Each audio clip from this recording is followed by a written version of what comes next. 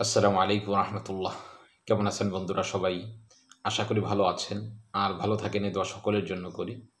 আজকে একটি গুরুত্বপূর্ণ বিষয় নিয়ে আপনাদের সাথে আলোচনা করতে যাচ্ছি। যে বিষয়টি সকলের জন্যই ফায়দাজনক হবে বলে আমি আল্লাহ তাআলার কাছে আশাবাদী। বিষয়টির পূর্বে একটি সুসংবাদ হলো 15 জুলাই থেকে শুরু হতে যাচ্ছে আমাদের তদবির শিক্ষা কোর্স।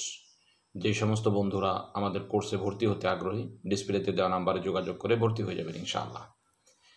আজকে একটি গুরুত্বপূর্ণ বিষয় হলো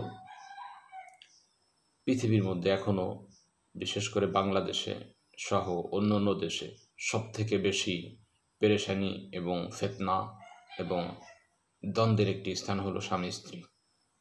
বিশেষ করে এখনও লক্ষ্য করলে দেখা যায় যে অধিকাংশ ক্ষেত্রেই নারীরা নির্যাতিত হচ্ছে, বেশি কথা শুনতেছে, সুখময় জিন্দেগি কেউই পাচ্ছে না।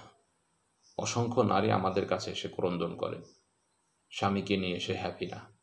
অর্থনৈতিক দিক দিয়ে সব কিছু আছে, সব কিছু ভালো আছে, কিন্তু সাংসারিক জীবনে কোনো শান্তি নেই। হয়তো স্বামী বদমেজাজি অথবা কুচরিত্রের অধিকারী।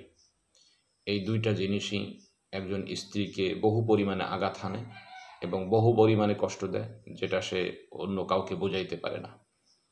বদমেজাজি বলতে স্ত্রীর সাথে কোনো সময়ই ভালো আচরণ করে না। বাহিরে অন্য বন্ধুবান্ধবের সাথে সকলের সাথে ভালো আচরণ করতেছে, সুন্দরভাবে কথা বলতেছে, কিন্তু স্ত্রীর বেলায় এর বিপরীত হচ্ছে। কথা বলতে গেলেই বদমেজাজি হচ্ছে, বকা দিচ্ছে, এমনকি মারতেও উদ্যত হচ্ছে। এইরূপ যদি কোনো স্বামী হয় অথবা যদি কুচরিত্রের হয়, স্ত্রী সৌন্দর্যের দিক দিয়ে বলেন, অন্য সব দিক দিয়ে বলেন, সব কিছু থাকার পরেও অন্য নারীর প্রতি যদি আসক্ত হয়ে পড়ে, এই ক্ষেত্রে আজকের আমলটা খুবই চমৎকার এবং উৎকৃষ্ট হবে। আমলটি হলো, প্রথমে আমরা আমল নিয়ে আলোচনা করি। আমলটি হলো, আল্লাহ তাআলা একটা সিফাতি নাম আছে ইয়া বাসিতু। যদি কারো স্বামী এইরূপ হয়, কুচরিত্রের অধিকারী অথবা বদমেজাজি, তাহলে আল্লাহ তাআলার এই সিফাতি নামটি ইয়া বাসিতু ওই নারী নিজেই এখলাসের সাথে 300 বার পাঠ করবে।